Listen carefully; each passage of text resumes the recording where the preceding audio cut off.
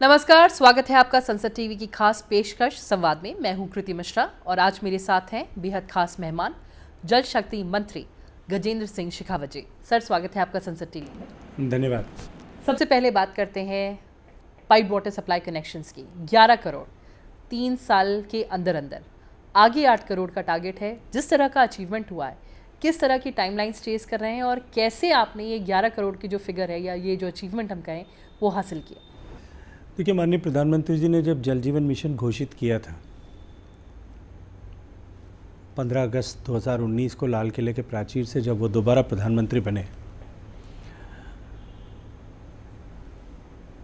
माननीय प्रधानमंत्री जी ने संकल्पना रखी थी कि हम 2024 तक देश के हर घर तक पीने का पानी पहुंचाएंगे। केवल पानी पहुंचाना नहीं, उचित गुणवत्ता का पानी, नियत मात्रा में पानी और निरंतर पानी उपलब्ध कराना। लक्ष्य बहुत कठिन था, बहुत बड़ी चुनौती दिखाई देती थी। जैसा उन्होंने खुद अपने भाषण में कहा था कि जितना पिछले 70 साल में काम हो पाया है, उसका लगभग 4 गुना काम हमको आने वाले 4.5-5 साल में पूरा करना है। पानी चूंकि राज्यों का विषय है, संविधान के हिसाब से अलग अलग राज्यों की अलग अलग तरह की तैयारी थी, अलग अलग राज्यों की अलग अलग तरह की भौगोलिक परिस्थितियां थी, पानी की उपलब्धता थी। राज्यों के साथ में एक व्यापक कंसल्टेशन करके 25 दिसंबर 2019 से ये कार्यक्रम धरातल पर उतरा, जिस दिन गाइडलाइन इशू की गई थी। और उसके बाद में कोविड की आपदा आने के बावजूद भी निरंतर हमने जिस तरह से प्रयास किया, निरंतर समीक्षा की, राज्यों को समय रहते फंड्स उपलब्ध कराए, राज्यों के साथ में निरंतर हर स्तर पर, अधिकारियों के स्तर पर, सचिवों के स्तर पर, मंत्रियों के स्तर पर, माननीय मुख्यमंत्रियों के स्तर पर निरंतर क्रमवार बैठकें की। उसका परिणाम ये हुआ कि आज हम 11 करोड़ 25 लाख लगभग घर ऐसे हैं जिनमें पीने का पानी नल के माध्यम से पहुंचाने में कामयाब हुए हैं। जैसा आपने कहा, अभी लगभग 8 करोड़ कनेक्शंस और हैं। लेकिन जो काम अब प्रारंभ हो चुका है, जो मल्टी विलेज स्कीम्स में जहां काम शुरू हो गया है, और जितने कनेक्शंस पर काम अगर देश भर में शुरू हो गया है, अगर मैं उसके दृष्टिकोण से देखता हूं तो मुझे पूरा विश्वास होता है कि हम उस नियत समय सीमा में सभी के घर में पानी नल के माध्यम से पहुंचाने में कामयाब होंगे। सर, आप देश के जल शक्ति मंत्री हैं और जिस तरह से हमारी आबादी बढ़ रही है, आपको कभी कभी लगता है कि पूर्ति करने में आगे चलकर शायद 10 साल 15 साल, क्योंकि नेट ज़ीरो डे जो हमने शायद साउथ अफ्रीका में देखा या आगे कई जगह, उसका डर है, आपको भी कभी ये डर लगता है? देखिए, मैं भारत की परिस्थितियों को देखते हुए कभी इस तरह की कल्पना नहीं कर सकता कि नेट ज़ीरो हो जाएगा। और उसका कारण है, जैसा आपने कहा, निश्चित रूप से हमारी आबादी नित्य प्रतिदिन बढ़ रही है। आज लगभग हम दुनिया के सबसे बड़ी आबादी वाले देश बन चुके हैं, अनधिकारिक रूप से अगर देखें। हमारी चुनौती और भी बड़ी इसलिए है कि हमारी भूगर्भ के जल पर निर्भरता सर्वाधिक है। हमारी चुनौती और भी बड़ी इसलिए है कि बहुत तेज़ी से देश में अर्बनाइजेशन हो रहा है, जिसके कारण से पानी की डिमांड बढ़ रही है। हमारी चुनौती और भी बड़ी इसलिए है कि हम आर्थिक रूप से निरंतर प्रगति कर रहे हैं। माननीय नरेंद्र मोदी जी के नेतृत्व में 2 ट्रिलियन से 3 ट्रिलियन और 5 ट्रिलियन तक जा रहे हैं। पानी की डिमांड और बढ़ती हुई अर्थव्यवस्था का एक कोरिलेशन है। जैसे जैसे इकोनॉमी ग्रो करती है, उसी रफ्तार से पानी की डिमांड भी बढ़ती है।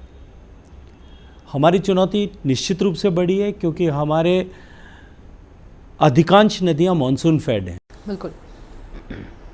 और जिस तरह से क्लाइमेट चेंज के इम्पैक्ट दिखाई दे रहे हैं, हम सब महसूस कर रहे हैं, रेनफॉल पैटर्न्स जिस कारण से चेंज हुए हैं, निश्चित रूप से चुनौती बड़ी दिखती है। लेकिन उसके सापेक्ष यदि मैं बात करूं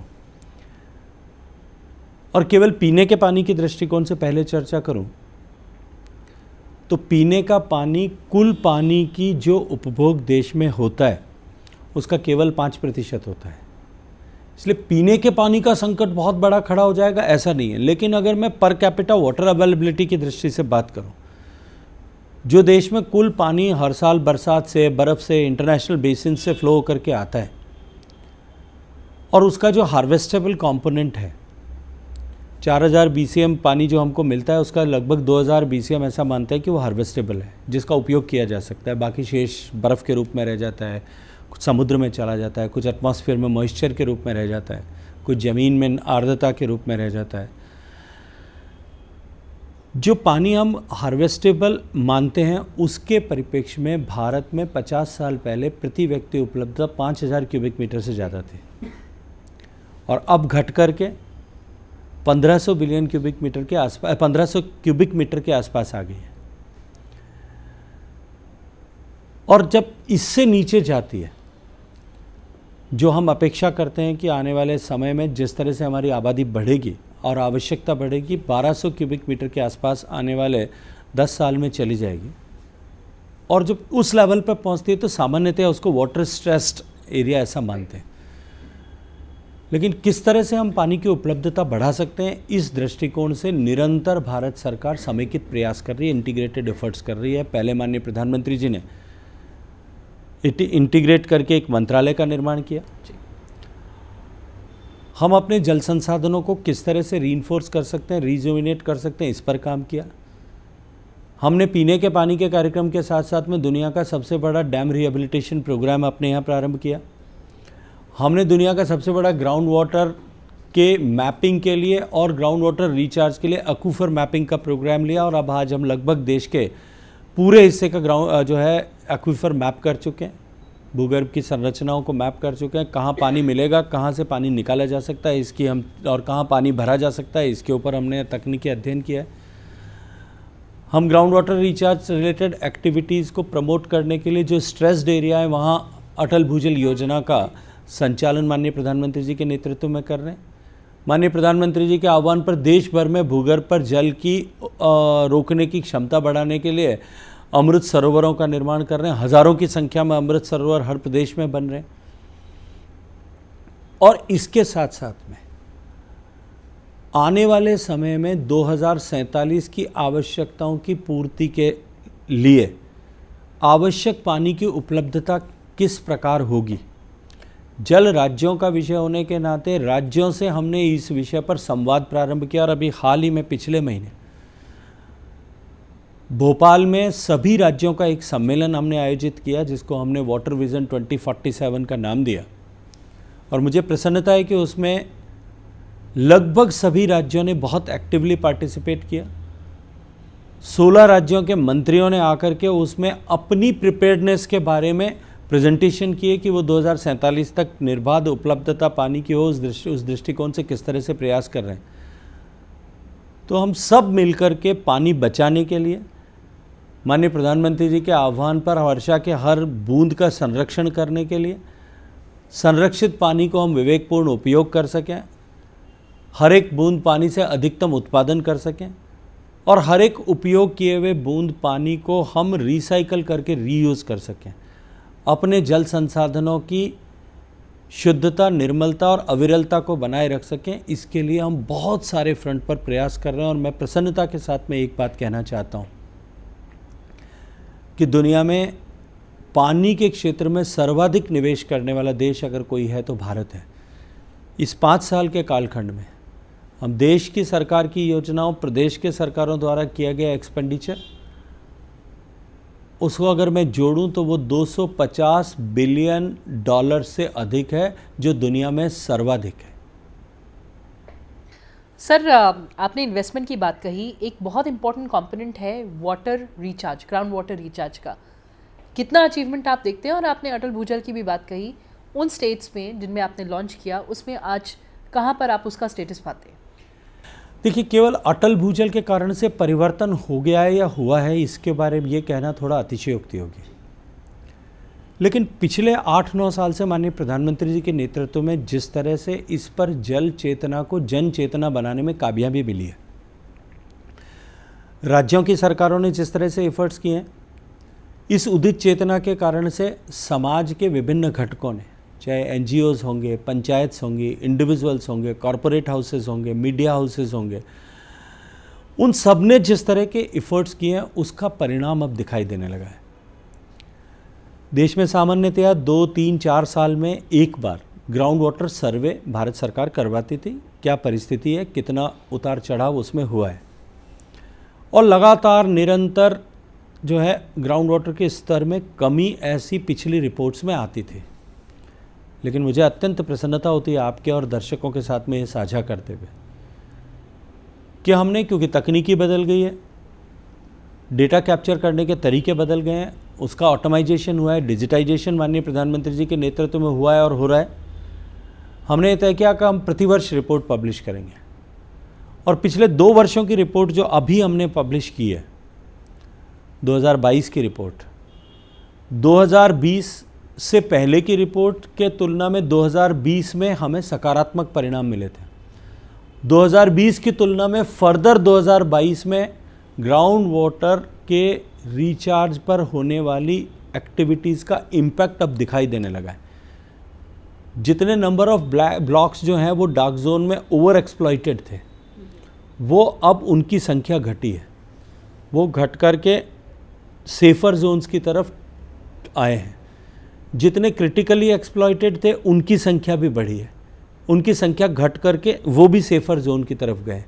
ये बहुत शुभ संकेत है। मैं ये नहीं कहूँगा कि ये कामयाबी है, लेकिन कामयाबी की तरफ निश्चित रूप से माननीय प्रधानमंत्री जी के नेतृत्व में ये पहला कदम अवश्य है। लेकिन सर, नदियों का प्रदूषण अभी भी बहुत बड़ा मुद्दा है। निश्चित रूप से, लेकिन माननीय प्रधानमंत्री जी के नेतृत्व में हमने जिस तरह से गंगा बेसिन पर शुद्धता पर काम किया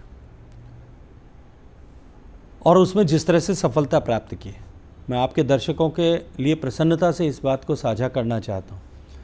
यूनाइटेड नेशंस ने पिछले 10 साल को, उस कालखंड को ग्लोबल डिकेड ऑफ रिस्टोरेशन ऐसा चिन्हित किया, और दुनिया भर से इस तरह के रिस्टोरेशन पर किए गए प्रयासों के लिए हर देश से सूची मांगी। लगभग 160 देशों ने अपने अपने किए गए कार्यक्रमों की एक या एक से अधिक जो है एंट्रीज भेजी। माननीय मोदी जी के नेतृत्व में जो मिशन नमामि गंगे ने काम किया है, मुझे अत्यंत प्रसन्नता होती है कि उसको दुनिया के टॉप 10 रिस्टोरेशन प्रोजेक्ट में 5वें पायदान पर स्थान मिला है। गंगा बेसिन में जिस तरह से हमने काम किया, जो देश का सबसे बड़ा बेसिन है, लगभग देश की 40% आबादी और लगभग इतने ही भूभाग को कैटर करता है, हमने गंगा नदी के मुख्य धारा पर सफलता प्राप्त करने के बाद में अब सहायक नदियों पर बहुत तेज़ गति के साथ में काम करना प्रारंभ किया। 350 से ज़्यादा परियोजनाएं हम पूरी कर पाएँ। लेकिन इसी के साथ साथ में गंगा से सीख करके, गंगा पर किए गए प्रयासों से सीख करके, माननीय प्रधानमंत्री जी के मार्गदर्शन में हमने देश के सारे ऐसे दूसरे बेसिन्स जो मेजर बेसिन्स हैं उनका भी अध्ययन करके प्रारंभिक कार्रवाई उस पर भी प्रारंभ कर दिया।